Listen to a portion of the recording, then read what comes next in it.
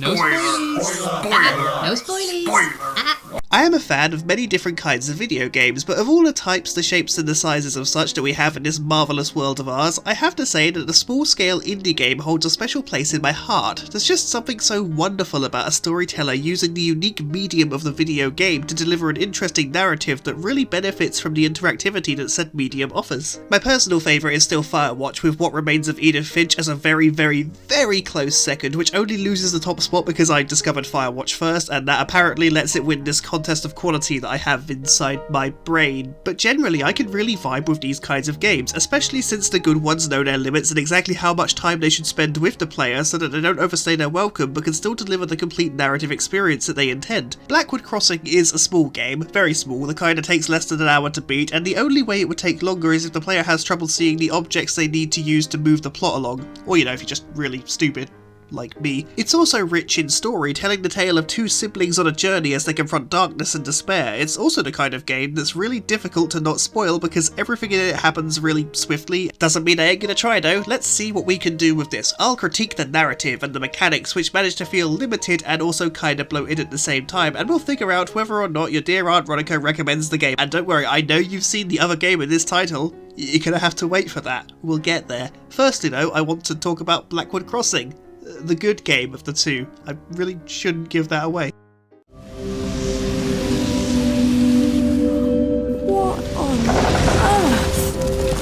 That's different. Wait.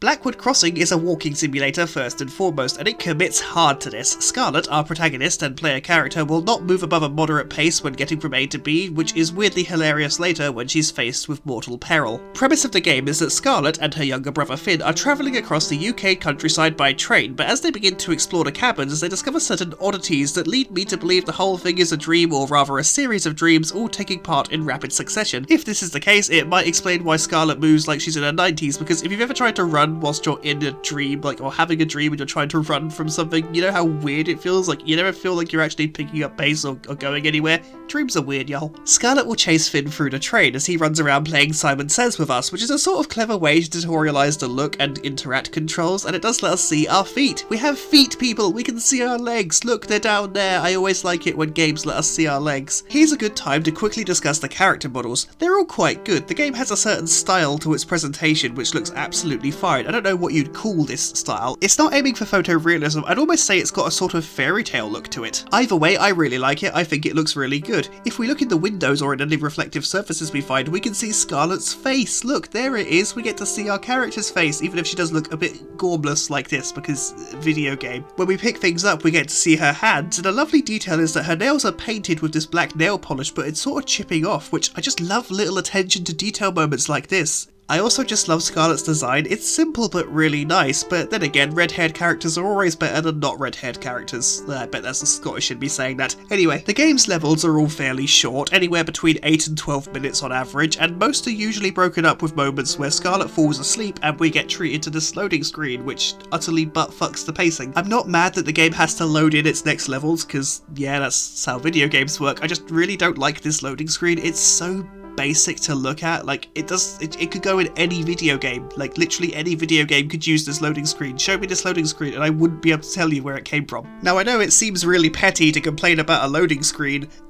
It's because it is. I'm just being really petty here. But that whole falling asleep bit happens repeatedly, and it's why I think this whole thing is a series of dreams. Well, it's one of the reasons I think this whole thing is a series of dreams. The main reason I think that, though, is the really surreal stuff that starts happening, like the train being completely void of passengers save for Finn and ourselves, and all the ghosts that are everywhere. One of the most frequent mechanics the game uses sees us needing to go between different mask-wearing spectres and match them to their conversational partner. You can usually get a clue of who they're talking to by looking at the position the character is standing or sitting in, but you also have to activate them in the right order so that the conversation actually flows in a sort of logical way. It's not enough to just match Grandma to Granddad, we have to do it in the correct order or the event won't play out. It's not a huge challenge or a particularly deep mechanic, but it's absolutely fine. I didn't hate it, though I do think it becomes kinda tedious by the end, especially given Scarlet's movement speed and the size of the environments being just large enough to make everything feel like a drag. A lot of the game is spent inside a train on the rails to Wait, I actually don't know. I have no idea where we're going. It's never so much as hinted at, and I guess it doesn't really matter where we're going, it just sort of matters that we're on the train. As you proceed, you'll see more outwardly weird events, like a garden growing in the train and a treehouse appearing atop a,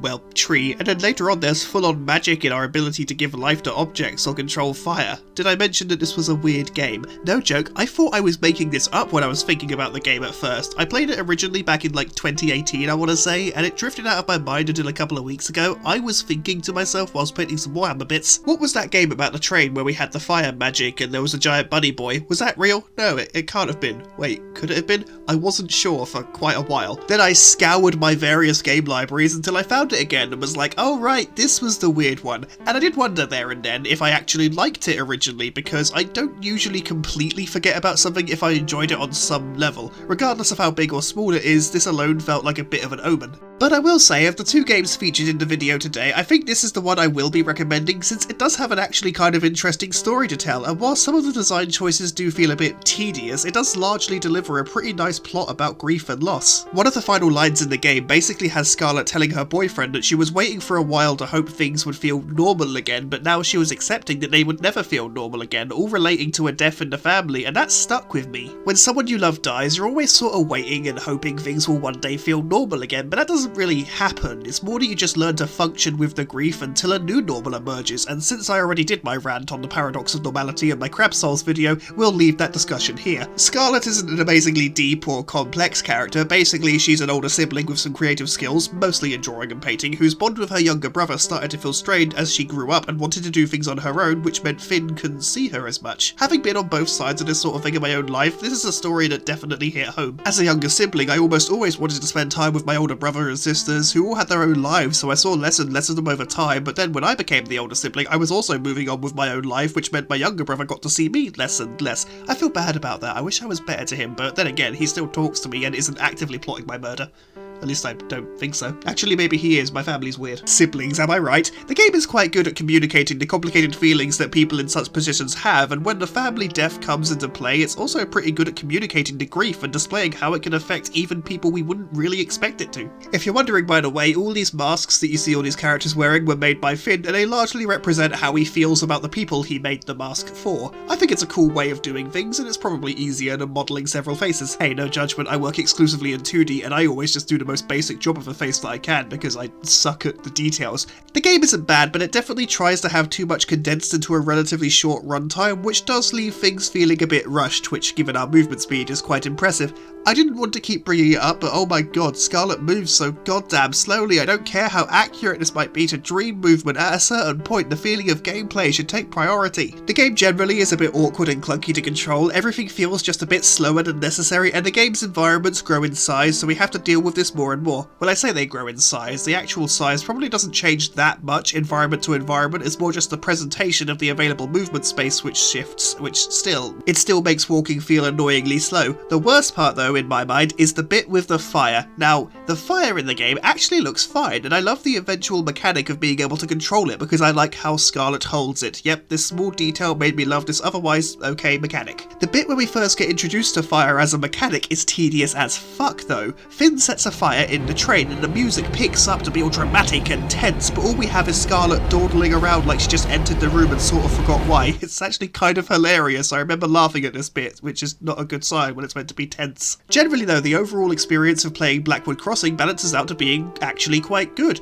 I like the story a lot, it really got to me in certain places, I definitely choked up at the end. I really like the soundtrack, it's just masterfully composed and just really sets the tone of each level appropriately, and the surreal feeling of everything in general just really works for me, even if some of the things do feel a bit jagged. It's sort of let down moment to moment, again the walk speed is an issue, but also the select mechanic feels rather inelegant. You have to be really close to things to get it to work, and the default look sensitivity feels weirdly low, though I accept that that's a me issue and you can adjust it in the menu. What you can't adjust though is the brightness. You can't adjust it at all actually, so I had to only play when it was dark enough to see what was going on. I mean, obviously it's not the game's fault that I have a very reflective telly and no curtains in my living room. I meant to put them up when I moved in like several years ago, and I just didn't. I still can't be asked, but I guess I can't really blame the game for either of those things. It would still be nice if you could adjust the brightness though. I feel like that should be something that we can do. Also, there is one mechanic which is useful precisely once, although useful is in quotation quotation marks, but other times it might as well not exist. We can choose how Scarlet responds to certain things going on with the D-pad, and it's entirely superficial. It changes nothing long term, and I don't know why it's here. You're too good at this. Still, when all is said and done, I don't think it's a bad little game at all. I think the story and themes do most of the heavy lifting, which for this sort of experience is absolutely fine, and the presentation of the narrative itself is rather interesting. The exploration of the emotions the characters were feeling is quite well done. I particularly liked Finn's animosity towards Scarlet's boyfriend, because to Finn, he was the big bad guy taking Finn's big sister away from him, or in one case how we see the wrongdoing of a character wasn't necessarily born from malice so much as it was born from loneliness and a desire for connection, which manifest in really unhealthy ways, but the voices in my head tell me that of the two games we're talking about today, I will be recommending this one, so I probably don't want to spoil too much. Blackwood Crossing is just a nice little video game, which is definitely worth playing at least once. Now that we've got the good video game covered, we can talk about the shit one. What a great segue that was. I should write a fucking book.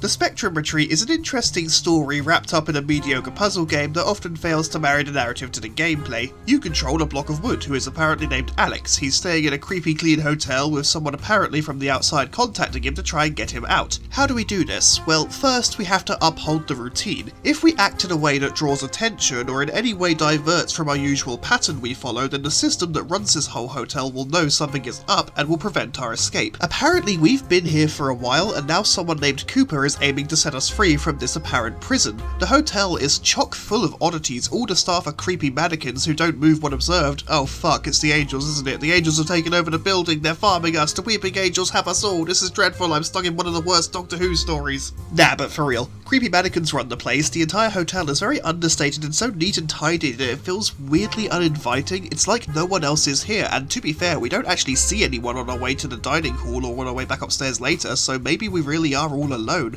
After we eat breakfast, we're called by Cooper to head to the first floor and find a room that serves as one part of a 5-part lock that we need to break to get free. Once we head back up, we have to look for a way inside. The room is protected by a 4-digit code lock, and we need to search the environment for a clue, something that sticks out just enough for us to notice it, but wouldn't really draw the attention of the staff or greater system. Honestly, this opening, fantastic. I genuinely really like it. It's very good. It builds some great intrigue right from the get-go. We're kind of given the idea that something is very wrong with the place that we're in and we're better off getting out. But getting free won't be easy because we essentially always have eyes on us. The hotel itself is delightfully unsettling with white walls and minimalist furniture. The front door leads to absolutely nowhere. If you go in it, you just do a full rotation and come back in, and apparently that's normal. And in general, this hotel, which should feel like a safe, inviting space, is actually quite sinister and uncomfortable. Conceptually, I love hotels. I'm on the spectrum, so the things that I obsess over might make little sense to you normies, but hotels were a thing that I was fixated upon for such a long time, rather heavily so.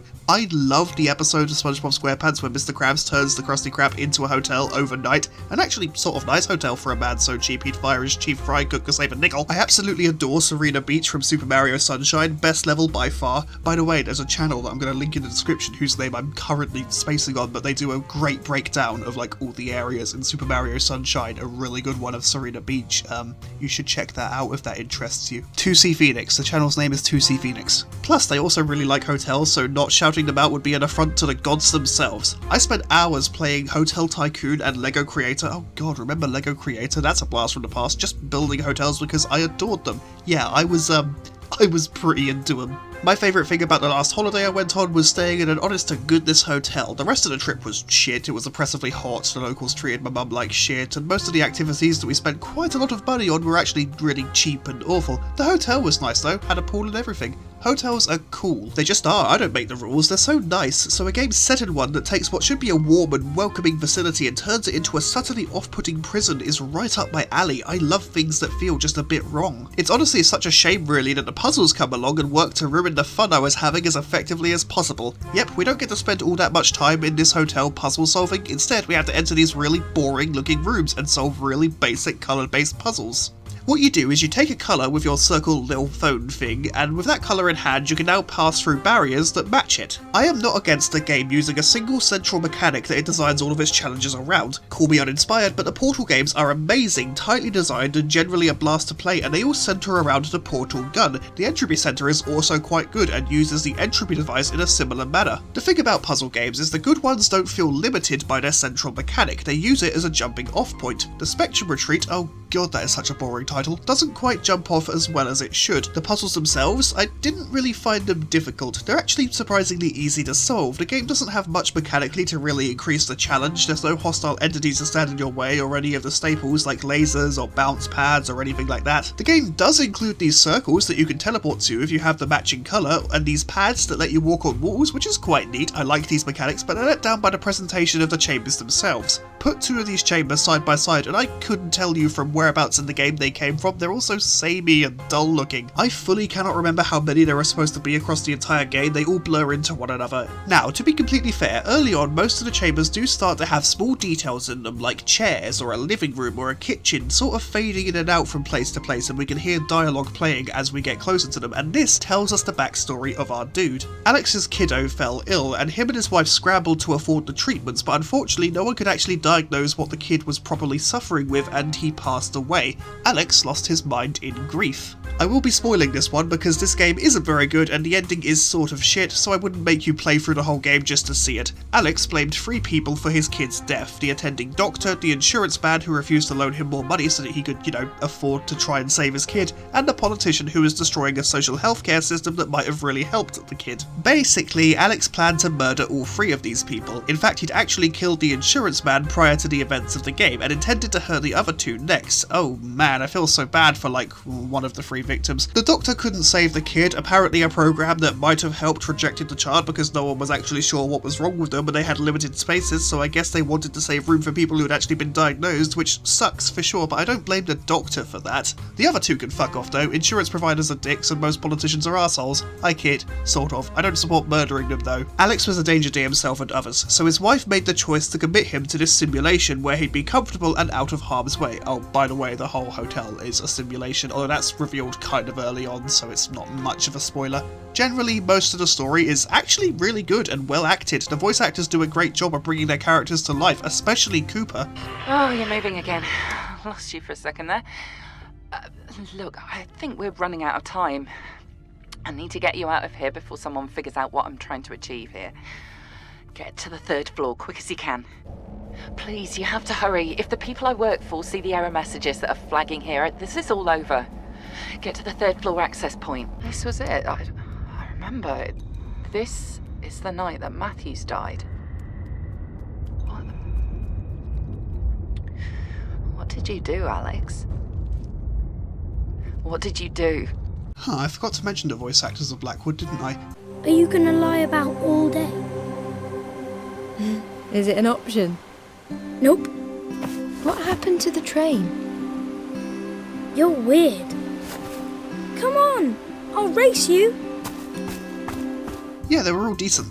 There we go, back to the spectrum. As we go through the puzzles, we learn more and more about our handler from the outside, and they seem generally surprised by the fact that we did the thing that we did. They blamed our wife for imprisoning us in this place, but they didn't actually know why she did that. Okay, hold up. How did you not notice going in? Like, Alex is a known murderer? I don't know, maybe they mistook us for somebody else. It's not like we have any discernible personality. Yep, the game's got a silent protagonist, and as a reminder, I don't hate the idea of the silent protagonist. It can be used well, but here I think it was the wrong move, and it makes empathizing with our character so much harder because he never reacts to anything. He just waltzes through this hotel without a care in the world, and it's boring. It's very boring. It actively hurts the otherwise quite interesting backstory by including a complete non-character as the protagonist. At the end of the game, we're given the choice: stay here or leave the hotel, and I chose to leave because that's what we've been trying to do this whole time, and I figure at the very least I'd get a cool bad ending or something. But then we jump off the roof, Cooper delivers a genuinely concerned line. What have I done? And then it ends. Nothing else, no payoff, no closure, and I just had this unspoken idea that I now have to replay for the other ending. Fuck that though. I mean, I wouldn't be so opposed to playing the game again, it's not like it was an overly difficult or long experience, but the final puzzle is such a drag. Said final puzzle is a long gauntlet with all the mechanics we've seen thus far thrown at us. In theory, this should be great, but in practice, it's really not that fun. It's way too easy to accidentally lock yourself in and need to restart, and this doesn't add to the tension or anything, it just makes an already painfully long puzzle even longer, and the story bits we hear have to replay every time you restart. The gauntlet itself is so toothless, there are just these long stretches of walking down tunnels that utterly butt-fuck the pace, and by the end I was just left irritated.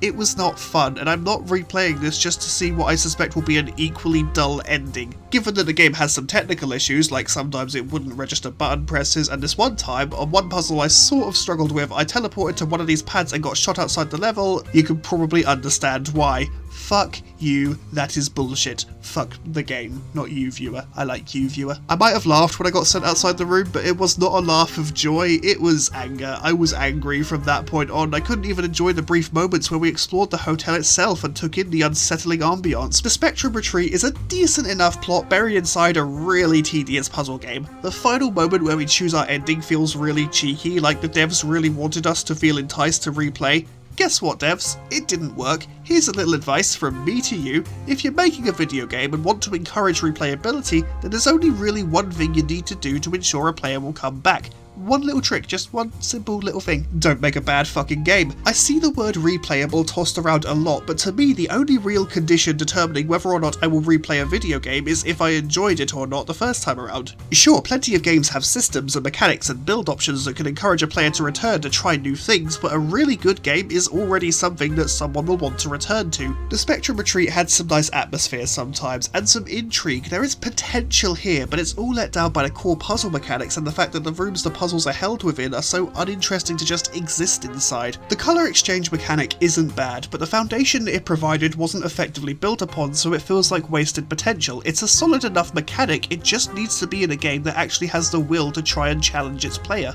If it wasn't clear already, I'm not recommending the Spectrum Retreat. The gameplay was at best kind of mid, and whilst the story of a man experiencing grief so much that it drives him to heinous acts isn't bad at all, I actually quite like it in a lot of ways. Our protagonist himself has left his personality on the bus, so we don't get to see or hear him reacting to the world and the events. He's a plank of wood, nothing more. Maybe the voice acting budget was spent on Cooper and the wife because they were actually quite good. I just really wish our protagonist got some of that love. Ultimately, the game did have some promise, it's just a shame that it couldn't be bothered to deliver upon it.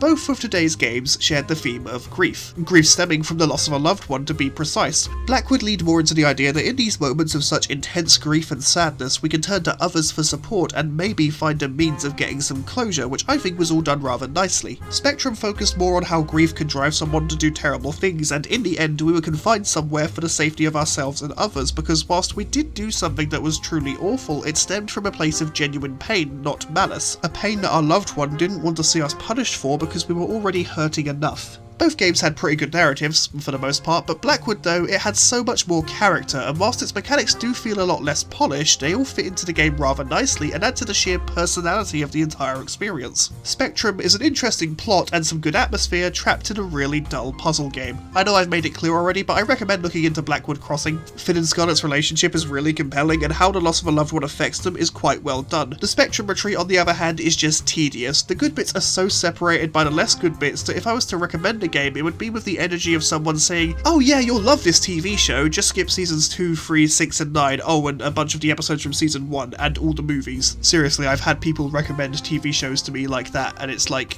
that's not selling the show very well, my friend. But those are our games for today. I do hope you enjoyed this 2-for-1 video. I did a couple of these in the long ago, back in the days where I was Bored Gamer and Phantos Victus for a short and confusing time, and I've been sort of wanting to bring it back because some games are quite small. Not that being a small video game is bad, there are lots of really small video games that I really love, but I want to keep these videos at a halfway decent length, so I figure pairing some smaller games together that have similar themes or maybe similar mechanics isn't a bad way to give them both some attention. Let me know though. Until next time, you take care, my dears. Drink some water, take your meds, oh and make some food. Those chips and that energy drink, they don't count as a meal. Go and make yourself some proper food. Come on now. I love you all, take it sleazy, and we'll see you next time.